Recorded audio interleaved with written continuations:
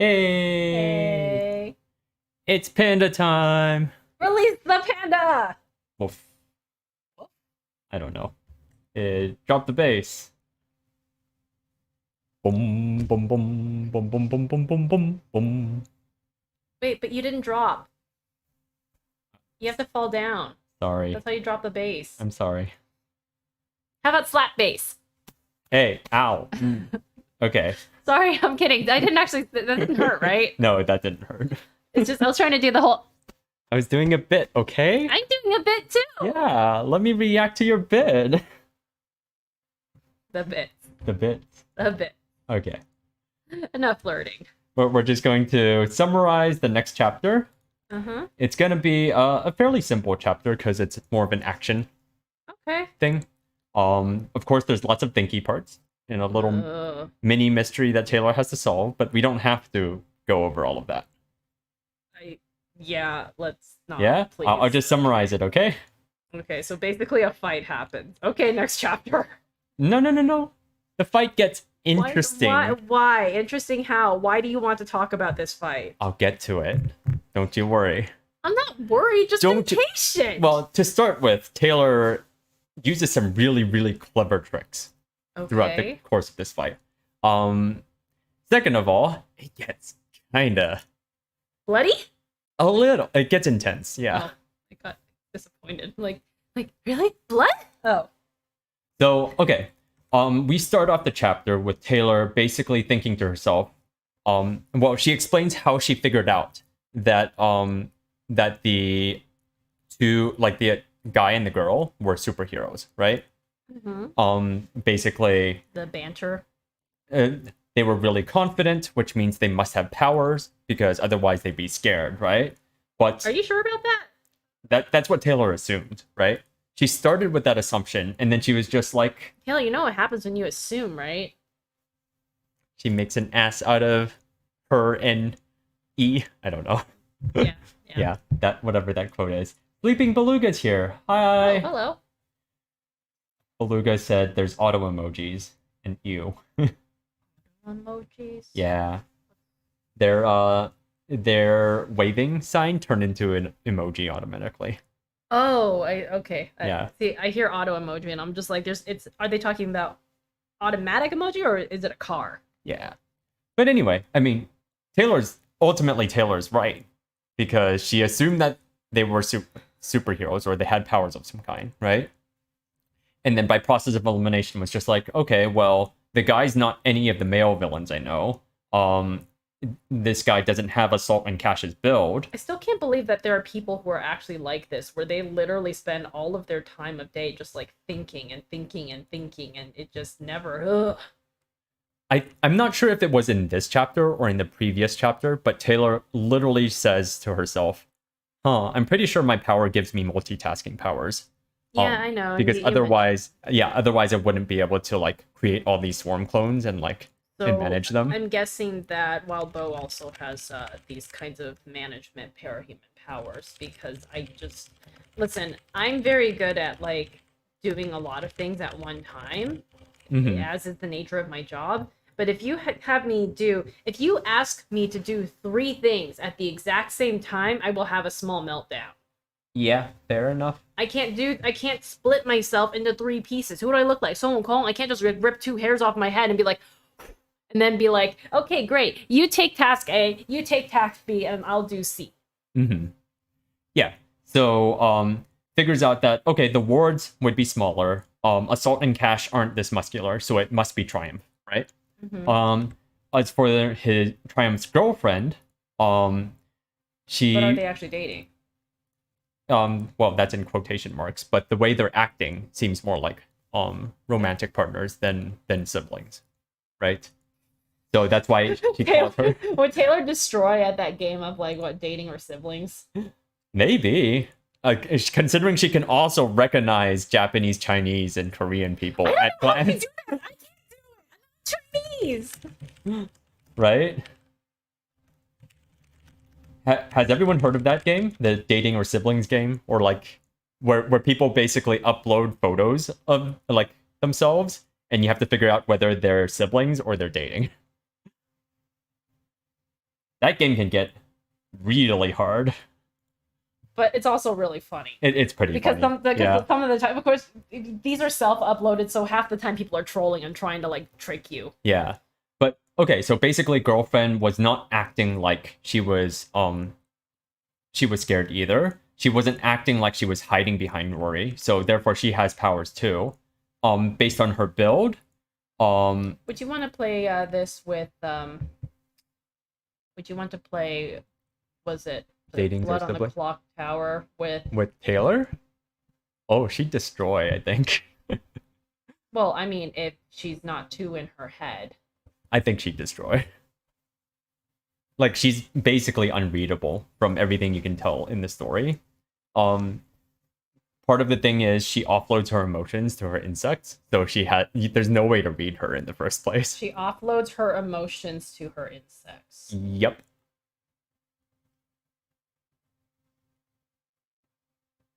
Like, when she's feeling emotional, she just, like, focuses on her bugs instead.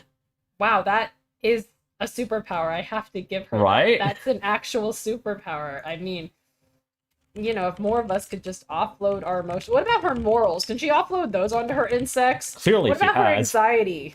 What about, like, stress? What about, like, what if she's hungry? Can she offload all of these things to her bugs? I'm sorry. I'm just being a dick right now, but I just think that's really funny. She can offload. She very well might. She can offload her emotions to her insects. So that's called outsourcing. Yep. I mean, do you remember when she let Gru use her power for a little bit? And was basically like, oh, like, it makes you feel small, doesn't it? It makes you feel like it doesn't really matter, right? I mean, I feel like it doesn't really matter any day. I have full on embraced my cheerful brand of nihilism. Mm-hmm. Extremely cheerful, by the way.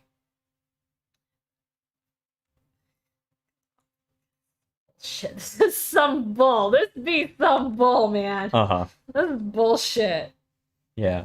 This is so bullshit. All right. So Taylor is just like, oh, can't be Miss Militia or Battery because the girl's blonde, right? And also she's too tall, too muscular. So she had to be one of the two female capes who came with Legend, right? So Taylor gives us a list of powers. Prism is a duplicator who can consolidate herself into one body to get a temporary boost in physical powers. By contrast, Ursa Aurora is someone who can summon ghostly bears onto the battlefield. That's awesome. Right? Where's her interlude? Oh, man. I mean, spoiler alert, Ursa Aurora does Nice. not get any perspective or any interlude. She can summon bears? But yeah, Wait, what kind of bears? Did you say that again? ghostly bears. Ghostly bears. That is amazing. I want that. Oh my god. Oh my god. You could make people pee themselves. That's amazing. Ghost bears. Right. Instead of, dude, it'd be like we bear bears. Instead of it'd be like boop boop boo because boo. Yep. Ghost bears. So, Ghost bears. as Taylor thinks to herself, two possibilities, each requiring very different tactics to handle. I don't need this. Can I just tell you this right now? I just gave you one line to summarize her thoughts, okay? Okay. Wow. And it still felt verbose. You did a good job summarizing, but I'm just like, so this is... Okay, I was a good student. I feel like a delinquent listening to like... Okay, I feel like a delinquent listening to you talk about Worm. It's not you. It's just the way that Worm is. I feel like a delinquent where it's just like, here, let me explain every thought, every microscopic little thought that went into my head, step by step by step. Let me paint you a picture, pixel by motherfucking pixel. And I want to, and I am like, right, you know, you see what I'm doing? I'm playing games on my phone while you're talking to me. Like, I feel like I need to like have my legs crossed in front of me and on the desk and be like chewing up a spitball and be like, you know, like, I feel like a delinquent. I was not a delinquent. I feel like one right now. I'm gonna be like, when are you getting to the good shit?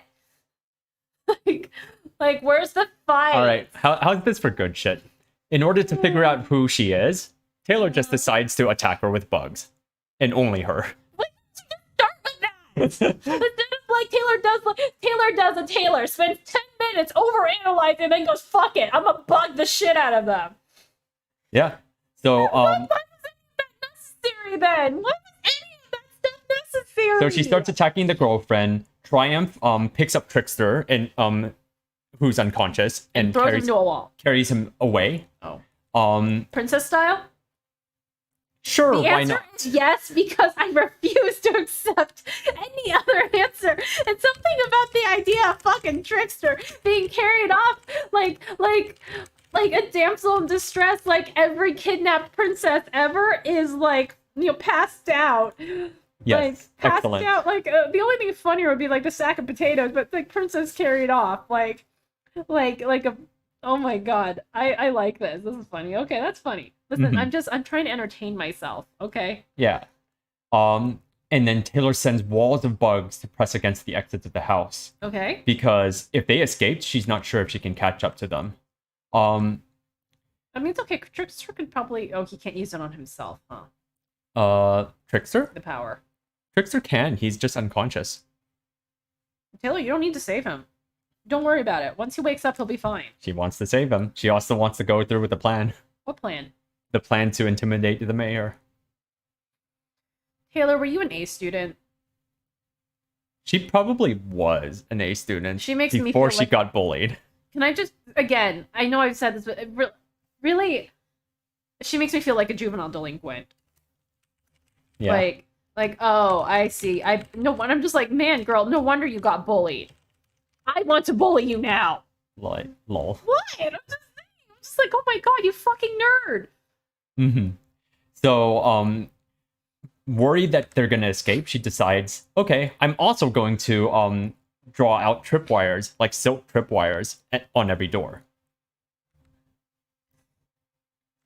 So the heroine is attacked by hundreds of bugs. She grabs a coat to try and cover herself from the swarm, runs through the doorway, and tumbles down the stairs.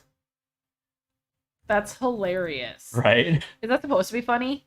I mean, I think it's pretty funny. It's funny. But also it's kind of intense. I mean, it's supposed to be really intense, but there's something really funny about that.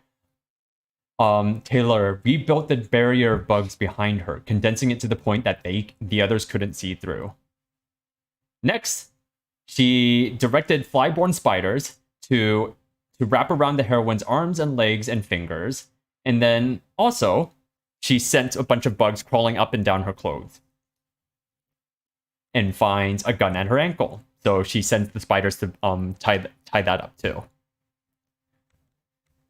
So girlfriend is fallen down a door. The rest of the family is kind of afraid of leaving from that door anymore. So she takes advantage to send a swarm after the most of the family, trying to herd them away. She backs them into a closet, and then finally arrives on the property physically, right? So that she can go help in person. Wow, really going for that A+ thing, aren't you? Yep.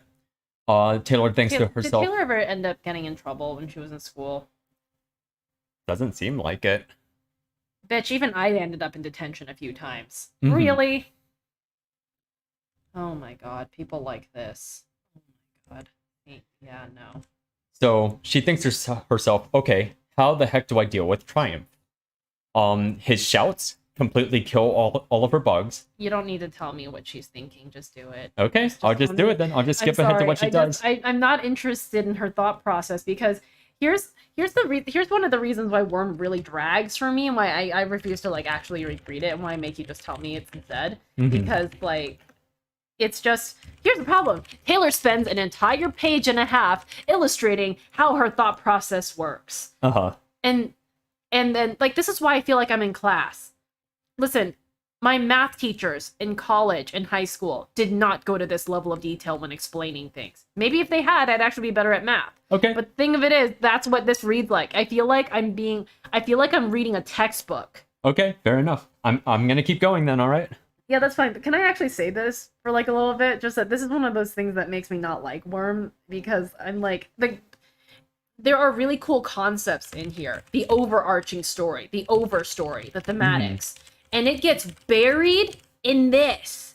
Okay. It gets buried in this, like, oh shit, something's going on. We're gonna spend all of our time building a certain amount of tension and just Taylor being like the last chapter, like Taylor's been paranoid.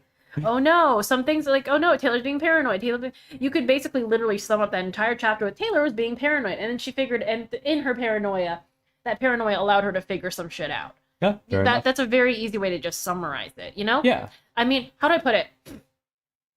I used to try to explain dental concepts to patients like this in the way that Taylor's explaining to us how she's thinking. I was told to cut it out by, like, my boss. And I understand why now. Some patients, aka the 2% that are the worm crowd, appreciate it.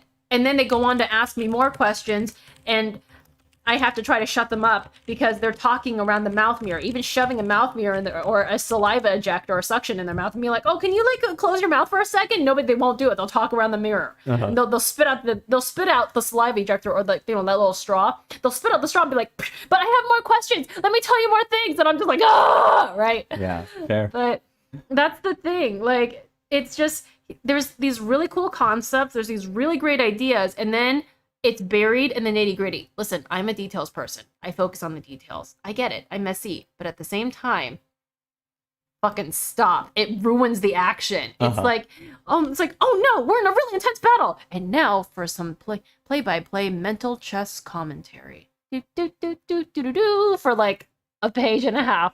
And then, all right, we're going to press start. All right, everybody ready? Okay, we're going to press start, and now we're going to beat people up. And it's like, oh, and when you press start again, she's like falling down the stairs, and I'm just like, I'm sorry, I missed something. What happened? Okay. Well, all right. I'll cut to the action as much as I can. Yeah. Okay? Please don't narrate. Please don't tell me. You can just tell me, Taylor thinks about how to solve the problem. You can just say that. All right. Because it's just, here's the action. Taylor stops and thinks. And thinks and thinks and thinks. Like that children's book. I don't even remember which children's book I'm referencing. I just remember like so-and-so stopping to think and think. But it was a children's book, and kids have very short attention spans. Kind of like I still do. And Yeah, you do, I can apparently. I don't have that short of an attention span. You have ADD. Well, I have a short attention span when it comes to work. But not to children's books. This is not a children's book. I'm just saying, children's books Wait, are Worm's not a children's book? children's books are designed for people with no attention spans. And children's books do not have, like, shitloads of explanation. It's just, the teddy bear thought about how to get across the creek. He thought about it, and he figured it out! Yay. And this is, like, you know? So just, if Taylor's thinking, just tell me, like, don't, like, break it down. Like, here's all these things that I'm just kind of like, I don't need to know any of this. And the other thing is, because this is world-building stuff, there's no possible way the audience can know any of these things, right? I get it. Worm is for that crowd of people who wear their tinfoil hats and overanalyze Lord of the Rings. I am not that people. Okie dokie. I am, like, again, treat me like a juvenile delinquent whenever you're reading me Worm from now on. I'm just gonna be like, what's the point of all this? Hey, Teach, like, when are we ever gonna use this in the real world? Like, this algebra stuff. If I'm going to the bar with my friends and, like, I want to split drinks, is the algebra gonna help me? Yes. No, it's not. Don't lie to me. I can tell when people are lying. Don't lie to me, man. I got bugs placed all over your wrists, and they are sending me your pulse, your vitals, so I can tell you are breathing about a half second quicker than usual. So clearly you must be lying. Crispy's here. Hi, Crispy. Hi, Crispy. Crispy Come on, man. says the cape that makes people pee themselves is someone else. Who's? I'm pretty sure you referenced something like that. Did I? Well, I even don't if know. you I was did, busy ranting. I'm upset. now you know. There's a cape that can make people pee themselves. Wait, do we have a mind control cape? Oh yeah, Region can do that. Region can do Region that. can make you pee yourself. Yeah, that's I true. mean, I'm a juvenile. I am a child. I don't know. I bet Region's done it before. I'm sure he has. What is the most? If you could take control of somebody's body, what is the most embarrassing thing you would make them do? Oh man. I mean, there's probably a ton, but he would probably be able to figure out based on their reaction to whatever he's about to do to them. I'm gonna say, Hmm. Man, I'm sorry. Again, I'm terrible. I would just use Reden's powers to troll people. I wouldn't actually commit real crimes. I would just troll the shit out of people. Yeah. Maybe pull a Phantom Thief once in a while, make people confess their crimes. I don't know. Crispy says, sorry, bad and time-sensitive jokes is how I say hello. I appreciate your hellos, Crispy. Yep, that's okay. Listen, I have weirder ways of saying hello, especially like here on this podcast, videocast, Stream? Okay. Sure. Stream. Stream. All right. Triumph is like carrying... He's carrying Trickster. He comes to the hallway and finds his family gone, right? But he probably hears a noise because he makes a beeline right for the closet. Yeah, beeline. Are there bees? Are there any capsaicin bees? I'm sure there's a ton of bees. Yeah, so a beeline. Hey. But he sees his girlfriend outside the door lying on the ground under a carpet of bugs. Ew. And then probably tells his family to stay there. And he starts fighting a bunch of the clones that Taylor sets up. The heroine herself starts trying to get free of the What's the heroine's name? You're about to find out because she starts trying to get free of the threads and then splits into 2 additional versions of herself. So it's Prism. Okay. Yeah. So that's Taylor's way of like figuring out what kind of hero it is. Yep. It's just all of these mental like click, like conspiracy tinfoil hatting, making all these long lists, and then go, there's only one way to find out. Sick bugs on them. Uh-huh. So yeah. There's something really comical about this. You know, just that as a concept. I mean, imagine if I tried this at work. I would never, for one. Sick bugs on people? No, of course not. Well, yeah, I mean, it's not hygienic. Also, I'm the one who kills bugs at work, by the way. We get these little gnats, and I'm the one who's just, like, clapping my hands, just like, I got one! That's me. Anyway, like, imagine if in my head... Well, I guess we do something similar, where it's like, okay, I have, like, a mental library. I'm not going to run over it every single time. Right. But I'll have a mental library of, like, what symptoms correlate to what. And then, of course, then with the dentist, what we need to do is reproduce your symptoms. So you come in for a toothache, and I gotta, like... And sometimes... It's very obvious. Like, you have this huge hole in your tooth. I don't have to, like, run all the tests. I just look at it, and I'm just like, okay, yeah, that needs a root canal. But if you don't know, we have to reproduce the symptoms. So I got to be like, okay, this and this and this. So you do run a few tests, and you, like, bang on the tooth, and you're just like, does this hurt? And based on how you react, we know what happens. But it's just, imagine if, like, it was just like that all the time. Like, you go to the doctor, and you're just like, I have a boo-boo. And the doctor crushes your boo-boo. Okay, let me see what this tells you. Like, we don't have to do that. Like, we don't have to. Sometimes some of the tests do hurt because unfortunately we need to reproduce the symptoms if we can't tell exactly what's going on very obviously right away. Oftentimes your pain does, how you're reacting to the pain, what kind of pain you're having, like that will tell me how to diagnose your problem. But like this, I feel like this is like a version of the same problem solving process, but again, infinitely more comical and blunt. It's just, who are you? I'm just going to attack you to find out. It's just like, I need to figure out who she is. I mean, I feel like, there's ways to solve problems like this, but it's just something really funny about Isha it. Moradin says, my shout is also British slang for my treat. Oh, British too! Though I don't think anyone here calls it shouting. What do they call it? Just my shout. Oh. Yeah. Makes sense. Oh, that's cute. All right, That's Prism. cute. Prism makes 2 copies of herself, neither of which are bound. So she gets free basically, and warns Triumph that there's tripwire. So he Triumph hops over the tripwire and exits the door, and Taylor thinks to herself, perfect, because as he landed on the stairs, she sends an entire swarm of bugs that she had hiding above the doorway, the door frame, sends them straight onto him. Ew. Because apparently our species was pretty bad at looking up. That is very bug-like for her to say, yes, these stupid humans, they never know to look up. If only they had compound eyes, then they would understand. So yeah, all of the bugs fall onto Triumph, and they start fighting him. let's see. Yeah, he was carrying Trickster, and he's standing on a staircase, so he's off balance and he falls, right? And she sweeps bugs all over him. There is a omake. There is a what do you call it? There's a word for this in English. I don't want to say interlude, but like there's like an omake somewhere out there where like a bunch of heroes show up to the PRT, like like a joke comic, right? Like if I could make a joke comic where all these heroes show up to the PRT, they're all covered in ouchies and boo-boos, and Pigo or whoever's in charge is like, "What happened? I fell down the stairs." And they're all just like, "I fell down the stairs." And got bitten by everything. Yeah. Yes, but that doesn't explain our injuries. I fell down I fell down a set of stairs and into a nest of bugs. Yeah. That's a bad day. Crispy says, I think shouting is a form you would rarely, if ever, use here too. It's more like my shout, I'll shout to you, can you shout me? He shout me for today, and I'll shout to you tomorrow. So, no shouting.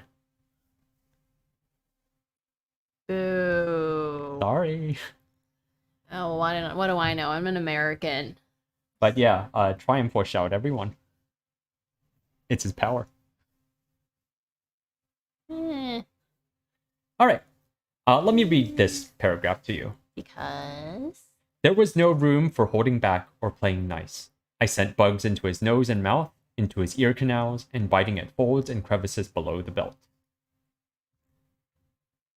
I could have been squeamish about that, but that would require thinking in too much depth about what I was doing. It's really... Taylor, I like how she's able to think in depth about what she's doing a lot, and then just block out the fact that she's sending ants up some guy's butthole.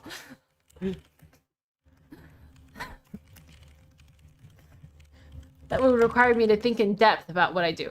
Taylor, honey, you're always thinking in depth of what you do. That's your problem. Right. You don't know how not to. Yeah. Too much. She basically tells herself that she can't hold back because Triumph has super physical powers.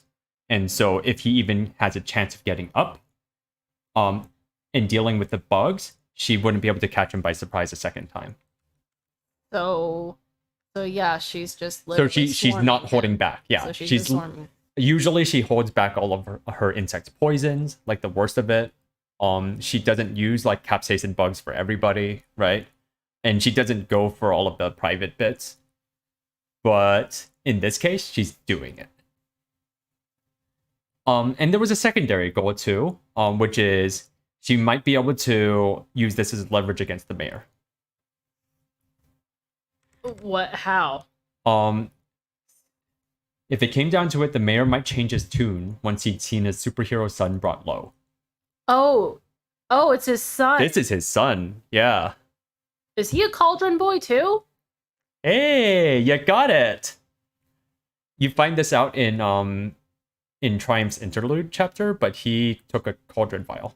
I kind of figures. I'm just like, wait, person in power, and it's just so convenient that the mayor's son is a superhero. It's like what? I mean, the chances are either he's a cauldron boy or that the mayor, like, I don't know, was an abusive dad. It's one or the other. Right. Or I just porque no los dos. Why not? Porque no los dos. But for real. You look so proud of me. Yeah. Your face. You're like, hey, you're paying attention. Yay, the delinquent is paying attention in class. So Triumph is on the ground getting swarmed, but Prism manages to get back on her feet.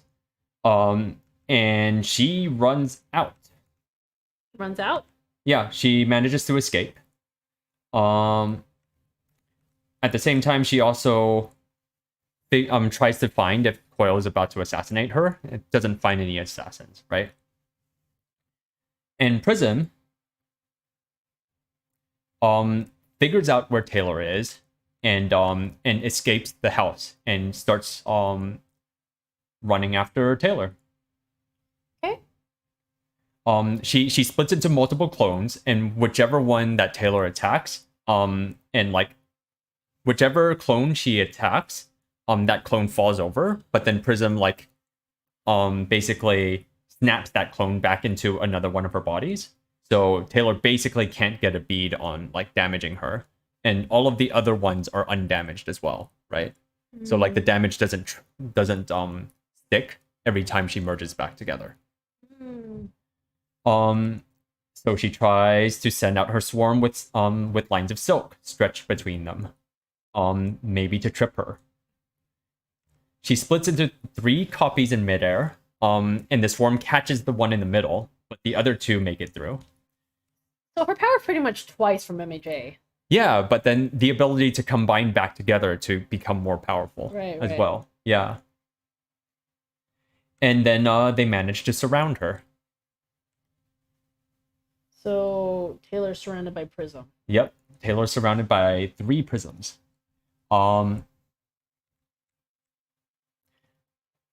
So she tries to figure out how Prism's power works. And after thinking about it for some time... Thank you for skipping. I'm just like, I don't need this. Here we go. Here's the line. If my suspicions were right, I had some kind of enhanced multitasking as a side benefit of my powers. So that was the line I was referring to. Yay. So basically, Taylor is saying having 3 prisms surrounding her isn't such a drawback because she can easily focus on all 3 at once. Wow. I let out 1 deep breath, then carried out my plan of attack. She creates some more silk cords and climbed off Atlas, sending him out with 1 silk cord and taking hold of another. Then she crouches and sent her bugs out to carry the string. So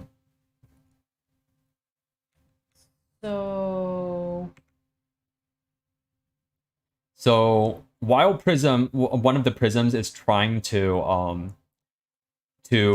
avoid the cluster of bugs and find a place where she can approach Taylor,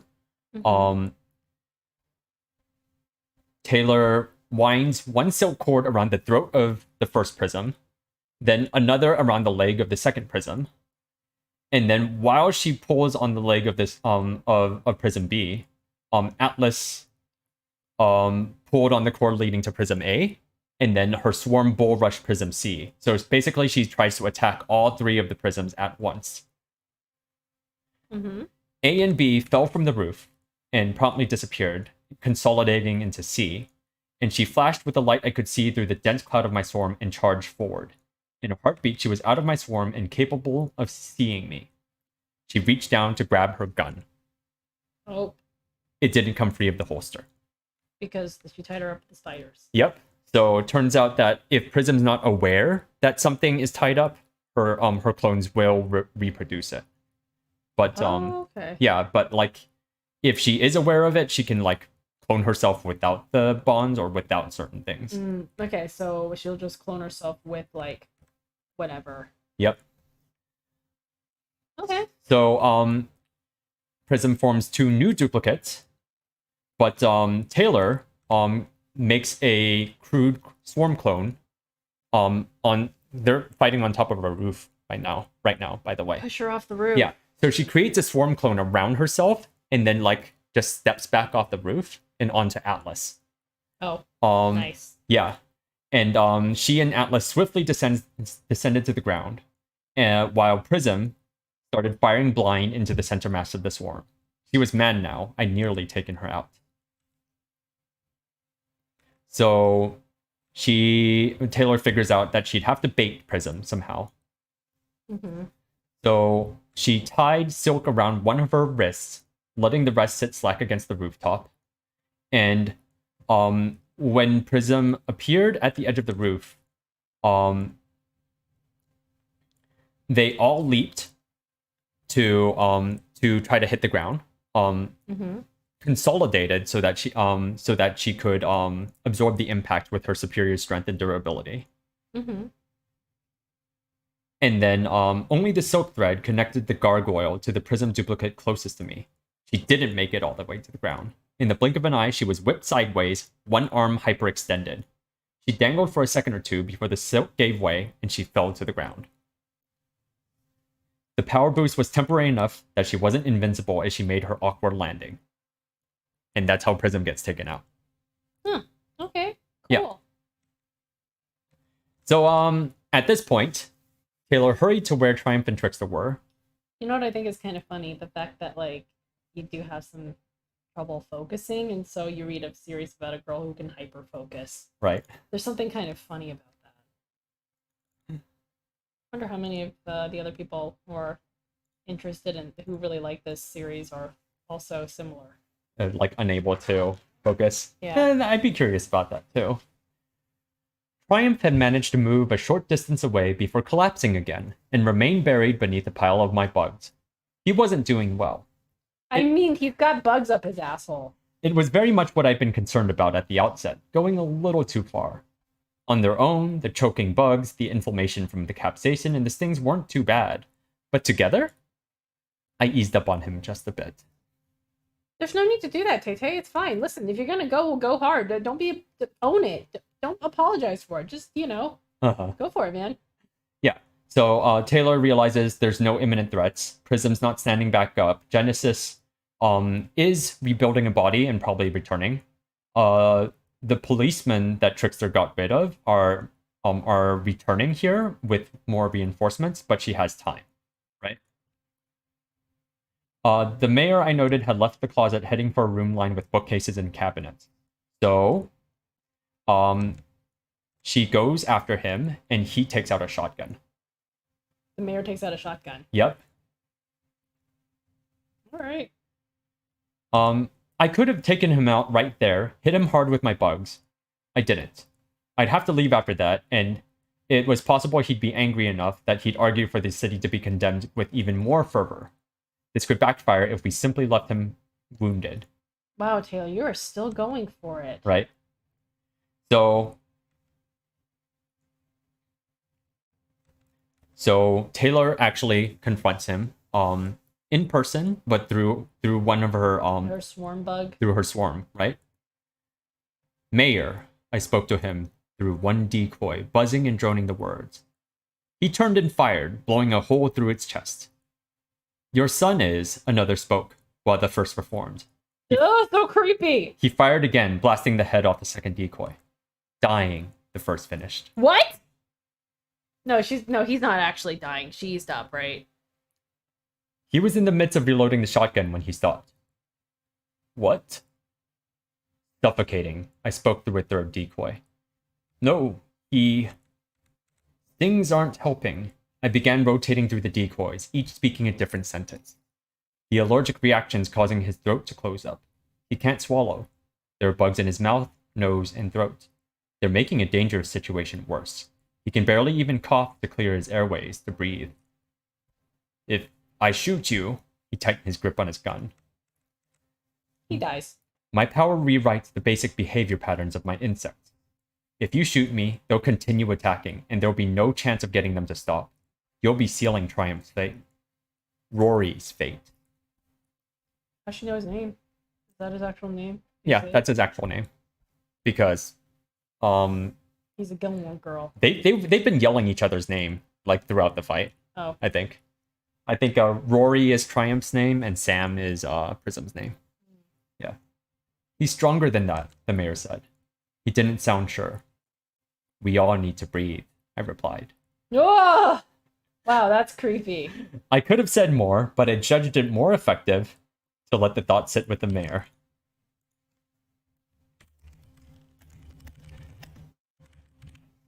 I cleared the bugs away from Triumph, giving the mayor a visual of his superhero son lying on the ground, struggling. To make his struggles a little more pronounced, I briefly increased the pressure, shifting the bugs to limit the available oxygen. I wasn't sure exactly how much danger he was in, but he wasn't doing well. As much as I wanted to pressure the mayor, I was ready to apply the EpiPen the second Triumph's breathing slowed enough. For long seconds, the only sounds were the small noises that Triumph could manage, gagging, feeble coughing, and wheezing. You're going to kill him? I would rather not. He's my boy, the mayor said, his voice suddenly choked with emotion. Yeah. I blinked hard to clear my own eyes of moisture. Oh my god, Tay. What? I don't know why I'm suddenly like, what? Why am I like, ugh?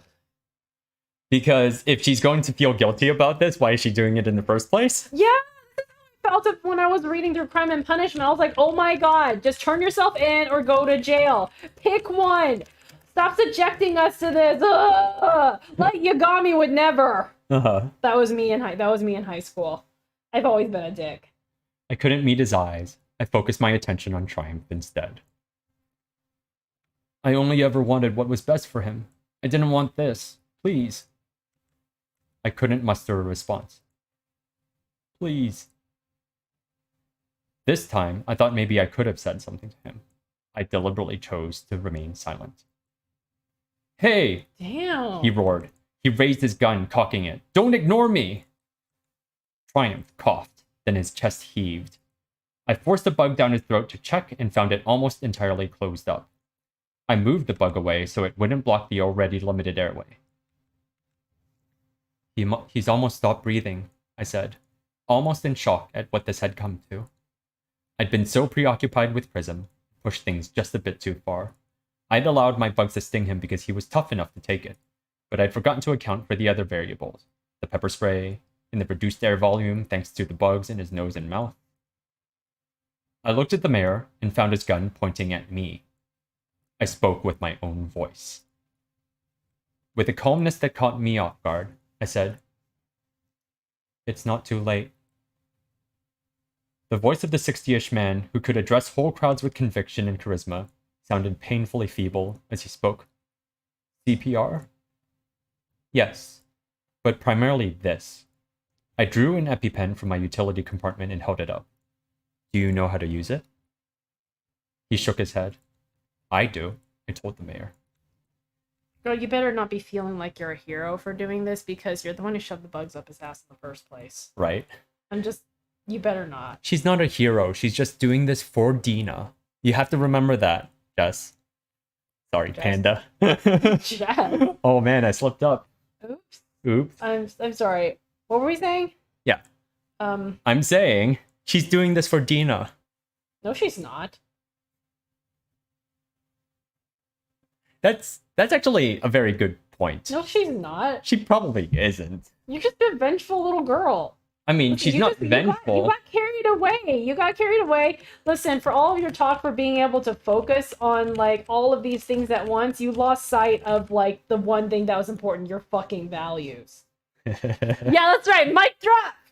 I'm just saying, like, oh my god. You know, this is what makes Worm, like, a weird read, because sometimes I'm like, I guess it makes sense, and then other times I'm just like, does it? I don't know anymore. Like, it's like, okay, yeah, like, if you're gonna do stuff like this, like, did you know? You kind of knew, right? That, I mean, there's no informed consent here as far as being a villain goes. There's no, like, here, sign on the dotted line so I can cement your crown in. There's none of that. But, like, you know, I'm just like, you did, I mean, did you not, for all of your thinky, did you not stop to think about what the final result might be? She's not very good at that. It's just, that's the thing that I find so wacky about all this, that she can, like, triple task, multitask. She's got parallel tracks of thoughts going on how to beat the bad guys. She's so carried away in her little train of thought, whatever train of thought is going on right now, that she completely loses sight of the final result, of final possibilities. Yeah. And, like, which, to me, is weird, okay? Because, to me, that's weird because, when they're teaching you how to do Invisalign, they're saying that you have to start with the final result in mind. Right. Like, with things like dentistry, with medicine, you want to think about the final result first. The final result is healing or curing the person who came to you for help. The final result is curing them. Now, all of these different pathways, you can think about how to get there, and you can try to, like, eliminate tracks, and you can try parallel tracks. Like, if you've seen House, right? You start different medications, but it's like you do one thing at a time. You slowly eliminate problems. Like, I will do this too. Like, so, like, if somebody says their entire right side is in pain, I will start with the most obvious problem and just knock down the dominoes, right. Eliminate each but problem. It's always with about the final result in mind. Okay. And in Taylor's case, I feel like she never remembers what the final result is. Right. She's always focusing on the next problem. She's just not even the next problem. She's so caught up in the nitty gritty of the equation that she forgets what the solution is. When I say focusing on the next problem, it's stuff like, oh, how do I threaten the mayor, right? oh, how do I save Trickster? Oh, how do I save Dina? Right? And it's just like she never looks past whatever goal she currently sets for herself. And the goal that she currently sets for herself is usually a little. Short-sighted. Yeah, it's the way she goes about it. It's really short-sighted. Yeah. I mean, again, okay, fine. She's 16. I've also met 20-year-olds who have like about this level of short or long-sightedness. Mm-hmm. But it's a little irritating. It almost feels. I'm not gonna say it's like inconsistent because real people are like this, but it is inconsistent to me at least. Yeah, and like, here's the thing: this all comes back down to the bullying, right? To the reason she became a cape in the first place, right? Listen, I was bullied. I don't know what to tell you. She was looking for an escape. She wants to be someone other than herself, and so she becomes this person who sets goals for herself and like does whatever she can to achieve And them. once again, here's the problem. You know what? You remember what the shrink told me? Mm-hmm. You get to choose what kind of person you want to be. Yeah. Right? I used to be. I got bullied too. And again, where do I start with the final result?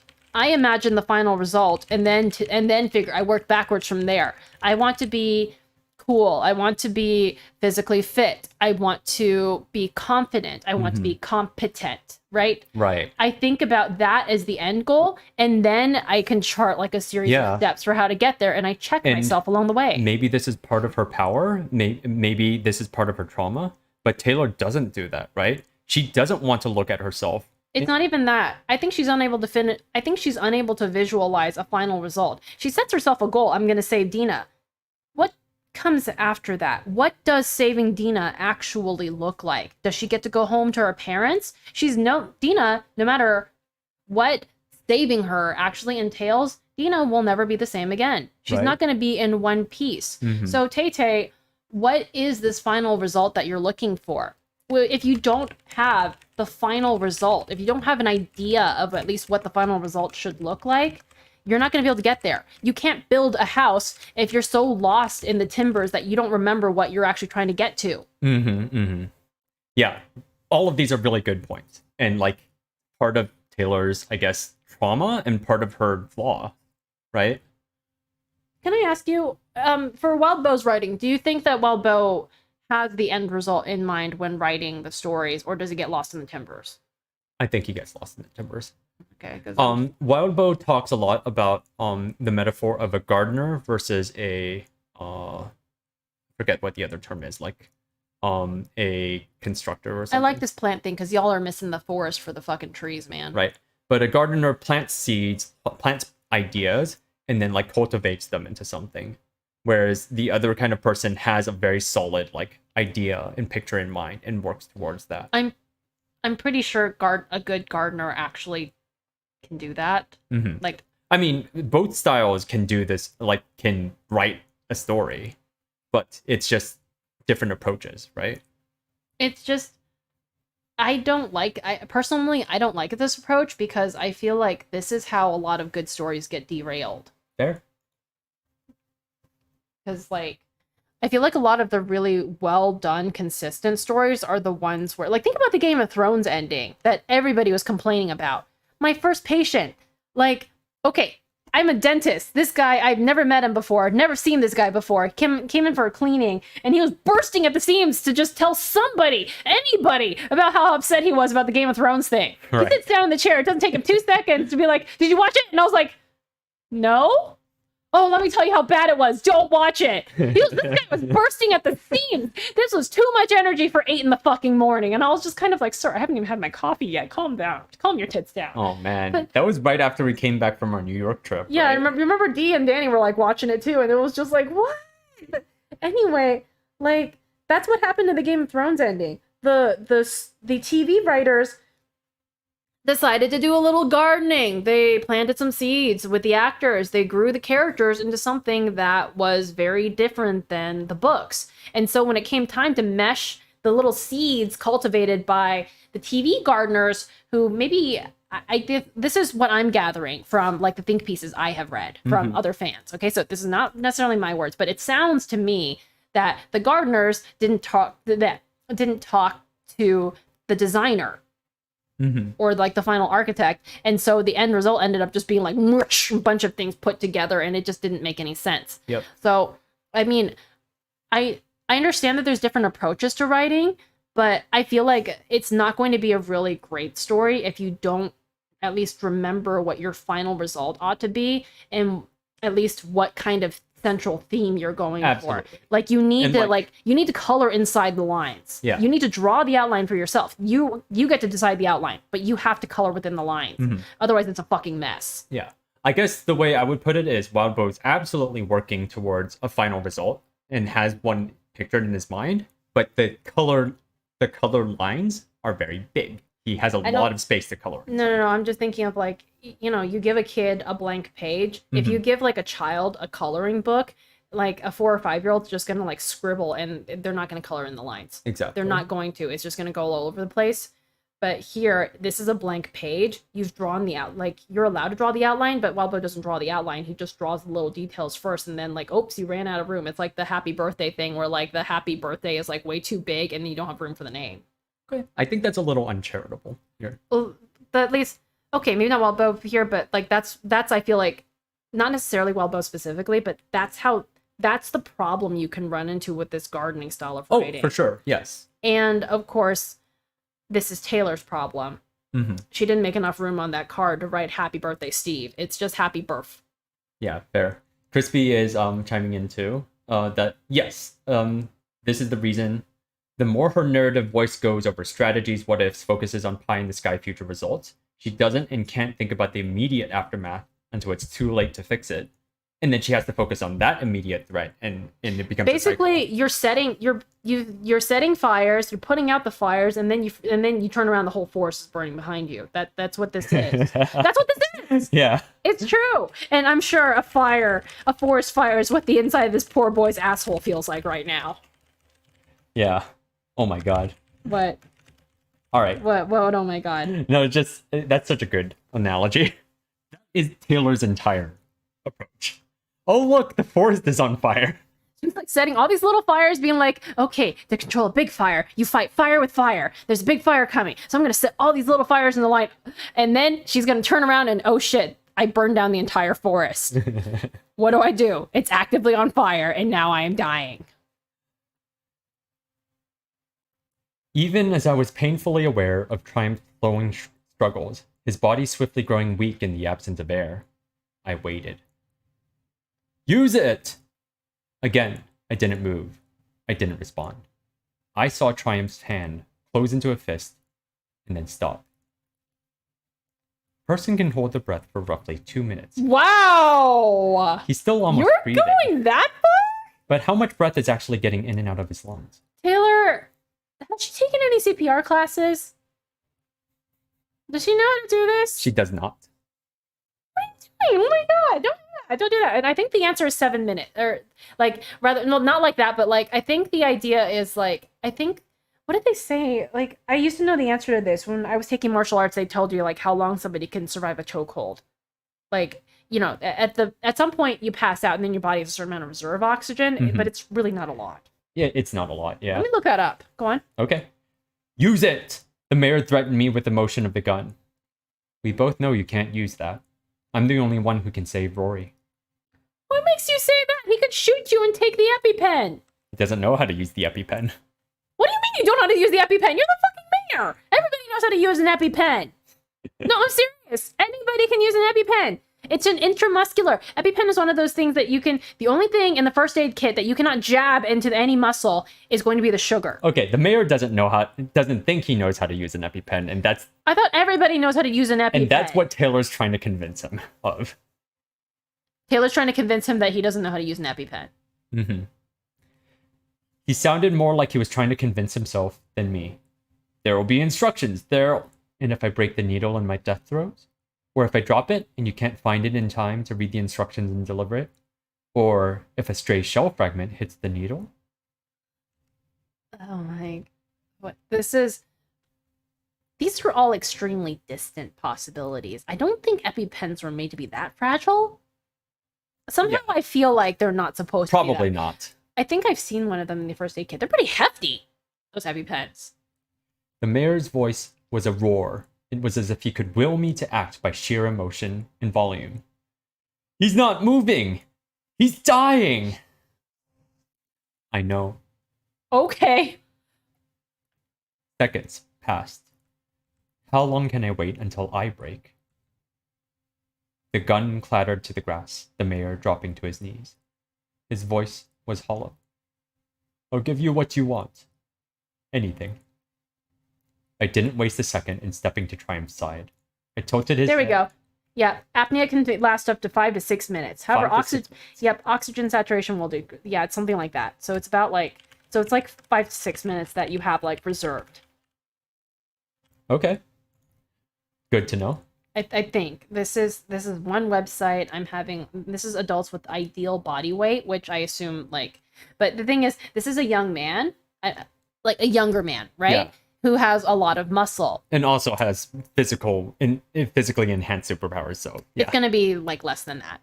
Because oh, I see. it's going to be less than that because men have higher metabolic rates, and so higher metabolic rates means you breathe faster, and also if he has more muscle, muscles consume resources, one of which is oxygen. Right. Oof. He's that not sucks for so him. I'm gonna say maybe he's a parakeet. Also, he's been hyperventilating for a while now. I'm gonna say 3 minutes or less. Mm-hmm. Again, I'm not like this kind of medical professional. This is like a guess. Like, so Taylor, you got like 2 to 3 minutes. Yeah. I tilted his head to establish the airway, swept my fingers and bugged through to clear away the worst of the blockages and mucus, and then pulled his pants down. I stabbed him in the thigh with the pen. You didn't have to that. You don't need to do that. His arm will work. You could stab him in the hand. You don't need to do that. Why don't you shove it up his fucking asshole while you're in there? You don't need to do that. Okay, listen, I took a CPR class. They did not tell us to pull down their pants and shove it in their thigh. You're not supposed to pull off their fucking pants. Well, who are you to tell Taylor what to do, huh? I'm Bloodthirsty Panda, and I will tell anybody what to do at any given time. All right.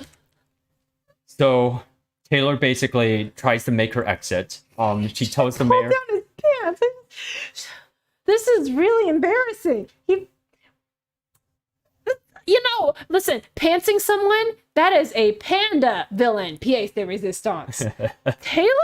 It's not even funny, man. It's not funny.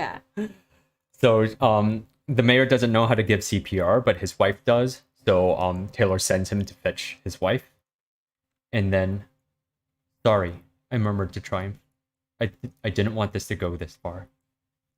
He wheezed, strangled squeal. I would interpret that to be, fuck you. Yeah, I told him. I know. You can move your fingers, Triumph, right? He made a fist earlier. I would flip the bird. I would just flip the bird, both birds. Yeah. She tosses a second EpiPen to the mayor. And then says, Washington. The city survives. He nodded. There were tears in his eyes. The stubborn man who talked so casually with the supervillains who had invaded his home and threatened his family, who tried to take me on with a shotgun. I turned to walk away, my swarm decoys moving in the same direction. Before he could think to go back for the shotgun and shoot me in the back, I had a swarm gathered around me, hiding me from view. And that is how Taylor almost gave someone anaphylactic shock. Well, she did give someone anaphylactic shock. And murdered them with it, almost.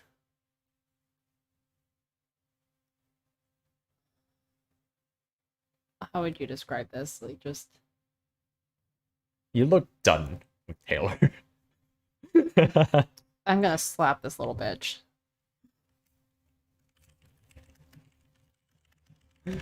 Fair enough. I don't know. There's something extremely irritating about... I don't know what I find more irritating. The fact that, like, she's committing villainy and then, like, chickening out. There's the whole overthinking and, oh no, I overthought myself so far that I didn't realize that there was this huge you know, like I was just thinking about like doing this or that. I didn't realize that I could kill someone. And I'm just like, what do you mean you didn't realize I you could mean, I kill was just someone? going all out against someone. It's not like I was gonna kill them, Like, right? did you hear that? Like, oh no, it's like I'm just going all out. It's not I'm not trying to kill anyone. I'm just going all out. I thought he could take it. Basically. That's a very flimsy excuse that will not hold up in court. Crispy says, I mean, it's for sure a low point. It's just, I'm just like, really, girl? Really? Okay, honey, we need to talk. Listen, if I were like a supervillain and this were my protege, I would like punch her a few times when she got back to the lair. I'd be like, oh, cool. Yeah, I guess you accomplished the mission. Pow, pow. You did it in a shit way. Mm-hmm. Like, you need to like learn. Like, really? I don't know. This is very disappointing. Well, I mean, it's a pretty... I don't even know if I want to call it disappointing. Okay, it's a little disappointing, but it's also kind of got this, like, level of tragedy and horror to it. I guess so. I mean, once again, I have to give her the excuse of she is a 16-year-old child. She's a 16-year-old traumatized child who does things by completely ignoring herself. You know what I mean? Herself. Right. Who just sets a goal for herself and then does whatever she can to accomplish that and doesn't think through any of the other consequences. Right? Like, first... I think I'm being extra critical because I'm also a goal setter, and I'm just kind of like, honey, when you set a goal, you think about the goal. And right. You think about whether the goal is worth achieving, right? Right? At least at some point, you got to sit there and like take a look at yourself. Right. Like, she's so fixated on saving Dina, right? Why? Because she feels like she's the one who led to Dina being kidnapped. Doesn't this make her the same as Panacea? Right? It's that same line of thinking. That whole like, oh no, I must do whatever I can to make it right because I messed it up. She's not saving Dina, she's atoning for herself in any way that she can. She's and alleviating her own thing. guilt, right? Yeah, pretty much. You're just acting like I feel like there's a term in Japanese that I hear a lot of anime characters saying, and it's just like, you know, you're deciding things for yourself. You're acting on your own. Mm-hmm. You're not acting in anyone else's benefit but your own. And I think the thing that makes me so irritated with her is just the pretending, mm-hmm. the what do you call it? The self-righteousness. Yeah, the self-righteous attitude while committing villainy. Mm-hmm. Kind of gross. You know? I know that she's traumatized and all, but it's like that it's pretty gross. It's pretty gross. When you say you're doing something for other people, but you're actually like just doing it for yourself, it's pretty gross.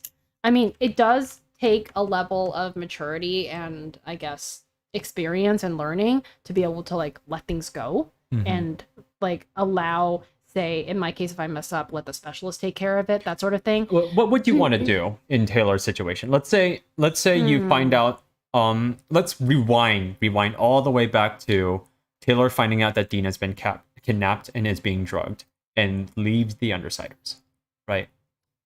Just leave the Undersiders. Just don't go back to it. Yeah. What would you do afterwards? Well, see, again, I feel like if you really do feel bad, hang up your cape, contact the authorities. And just tell them. Put it in the hands of the people who can actually help. I would turn myself over to the PRT. Mm-hmm. If I really wanted to commit to this good guy, bad guy thing, I would actually contact the good guys. I would get the cops involved, essentially. You know, if like, let me ask you, it's the same kind of thing.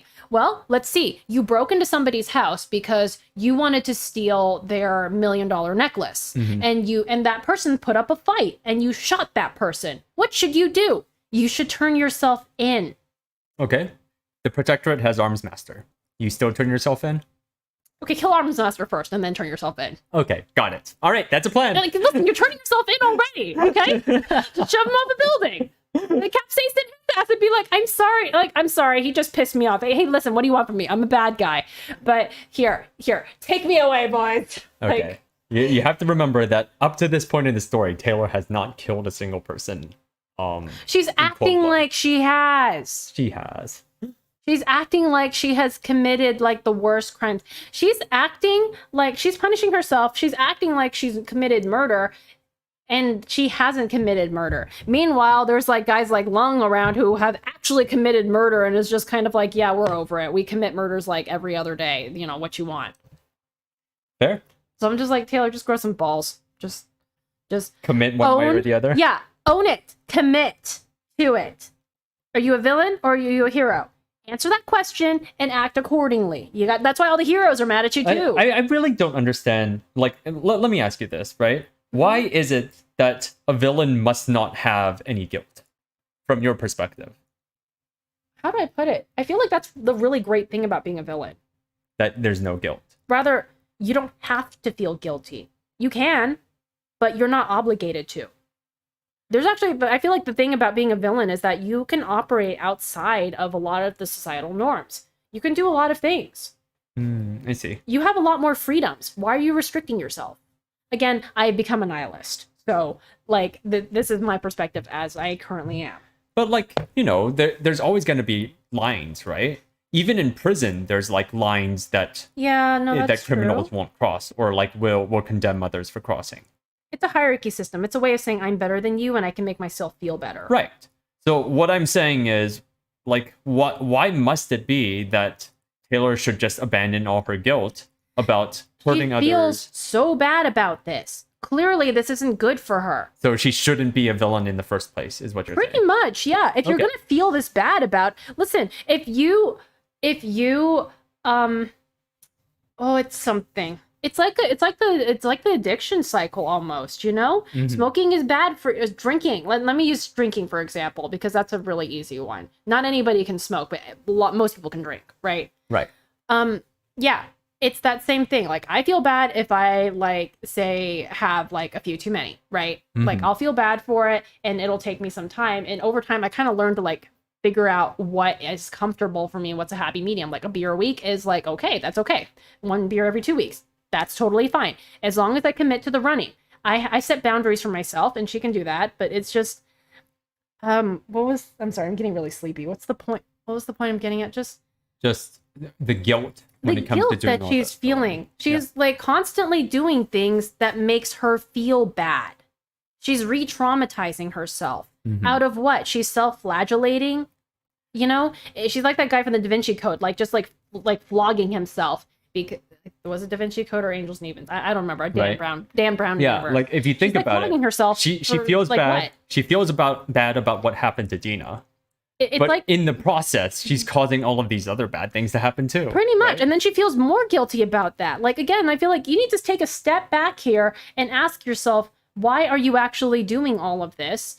If you're going to feel bad about everything you do, stop doing it. Like, this is why I've decided on early retirement. I decided that is my limit, right? If I don't enjoy the things that I'm doing, I need to change my life and go do something else. A lot of people took a good hard look at themselves during that moment. They pressed pause during the pandemic. She's had a lot of times to push pause. With her powers, she has more times to push pause and think than the rest of us do.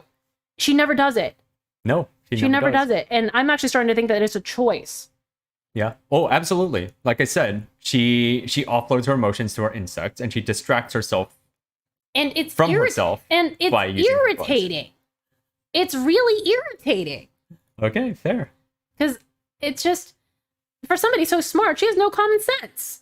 And I think that's what's so irritating about it. Like, I think my friend once told me, like, oh, Panda, you know, common sense, for what it is called, it's exceedingly rare. It really is, and I'm really starting to see that. And something, this is just me personally, I think when I find something like that is not very common sense, something nonsensical, it just makes me really irritated. Mm-hmm. You know, it's like,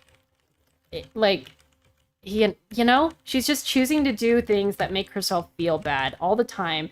And that's why I'm just like, listen, you shouldn't be a villain anymore. Do you think Coil feels bad? Do you think Arms Master feels bad? Coil does not feel bad. There you go. Arms Master is back in action. Do the Undersiders feel this level of guilt? No, none of them feels this level of guilt. Huh. Think about that for a second. Actually, yeah. Brian. We've seen their interludes. Brian is very much like, oh, it's a job. It's a job. I've committed to it. I understand what I'm committing to. Right. Tattletale is just like, this is learning this stuff is really fun. It's essentially her approach to villainy. Yeah. Right? And Alec is the biggest nihilist of all, where he's just kind of like, I'm just bored and doing this for shits and giggles. Hell, even Aisha's just kind of doing this for shits and giggles. The rest of them know what they signed up for. Taylor knew what she signed up for. She totally knew, I think she did. Somebody that smart? Come on. She can overanalyze herself to death. She knows what she signed up for, and she's just like, oh man, I feel so bad. Oh no, I did something bad. It's getting really whiny, and it's getting on my nerves because none of the other Undersiders feel bad. Coyle doesn't feel bad. Nobody feels bad about their villainy. The heroes have this sort of righteous conviction that they all harbor. The only one who has actually kind of felt bad about things and has been more conflicted is Amy, because Amy's particular hang-up is that she comes from villainy and like her difficulty in defining it. Like everyone who has decided, who has, I guess, figured out where the fences are and picked the side of the fence, they're fine. This isn't fine, and it's really irritating for me to see her like balancing on the fence, teetering one side or the other, and constantly boo-hooing about it. What arc is this? 15? 15. Are we halfway through the story? Yeah, about. We're halfway through the story, and she's still like boo-hooing all of these things, and it's getting annoying. Like, now that you mention it, like this whole teetering on the fence thing, this is probably why her joining the wards later is a really good thing for her. Yeah, because she's committing moral injury against herself this entire time. She's morally chopping off an arm every time she goes out to commit villainy. Yeah. She tries to make up for it. She tries to put little bandages on it by being like, oh, I gotta take care of my territory. But no, she's being extremely disingenuous, and it's really irritating to me because she knows what she's doing is wrong. She doesn't like it. Oh, Isha Morden says, this is a quote, either act on your principles or stop pretending to have them. Yeah. Right? Who said that? Isha Morden. I know. No, it's a quote. I think that was summarizing what you were trying to say. Pretty much. Yeah, that's it. Either act on your principles or stop pretending to have them. You gotta pick a side of the fence. Coyle doesn't feel bad. You feel like, what's the difference? You feel bad. You want to be a hero, and you're throwing your lot in with the villains because of your little inferiority complex. And aversion to authority. Okay, listen, I have aversion to authority. I will still work with them under my own rules. Yeah. But that, like I said, I would not become a villain if I actually cared about all this stuff. If I didn't want to hurt people, I would not be a villain. The reason why I was so bothered about things during the pandemic, nobody was brushing their teeth, right? Nobody was brushing their teeth. Everyone had gingivitis. I knew that the correct answer was to actually clean the teeth. But with insurance restrictions, I'm not allowed to do the number of deep cleanings that I should be able to do, and the patients don't want to pay for them. Ergo, the final result is me doing a regular cleaning while that person in my chair is suffering. Yeah. I don't like doing this. That put a lot of stress on me. I like reduced my hours because I was so stressed out by like having to cause people pain, but everybody walked into that knowing what they were committing to. The thing is, that was something I did not choose to commit to. I did not choose to commit myself to this job to cause people pain. That's why I've reduced my hours, and I've decided I'm going to quit at some point. Yeah. I have figured out the point of this. So like, it's just really annoying to see her just doing this all the time. It's halfway through the story. And like you said, she should have joined the wards to begin with. I'm sorry, it's bad that like she has an aversion to authority, and Nubmaster was a piece of shit. I think if Miss Militia had been the one to approach her instead of Nubmaster, things would have gone a lot better. Right. Because I think Miss Militia seems to have, from her interlude, a lot more empathy and a greater deal of understanding of how, I mean, I get everybody's traumatized, but Miss Militia seems very much like she understands what trauma is on a deeper level, closer to what Taylor has experienced. Like, there's a lot of sensory trauma, right? Right. So if Miss Militia had approached Taylor, Taylor could have joined the wards. And maybe if she had joined the wards in a different city, maybe if that had been the negotiating thing from the start, hey, we're going to send you to Chicago right away. We're going to send you to New York. We're going to send you to Los Angeles. As far away from your town as possible, you get to be a good guy somewhere where nobody knows your name. You make a new name for yourself. You make a new identity for yourself. If she'd been given that option, one, there would be no worm, but this would be a lot healthier for her. Trust me, I'm sure there's plenty of fanfic out there Where? I'm not interested in reading those. But Fair enough. I don't read fanfic. But yeah, like Oh, Crispy says there's word of God about that. What if Miss Militia had met Taylor first? I don't remember this word of God, but maybe we can go over that next time. okay. But Yeah. like I said, like I feel like there's other points I wanted to make, but I can't think of them right now because I'm getting sleepy. But that's pretty much it. It's annoying. Mhm. Long story short, this is halfway through the story. We're halfway through the story, and she's still doing this. Girl, go home. This kind of is her character. Yeah. And it's annoying. Go Okay. home. Figure out where you are. Okay. I can't stand people like this. Okay.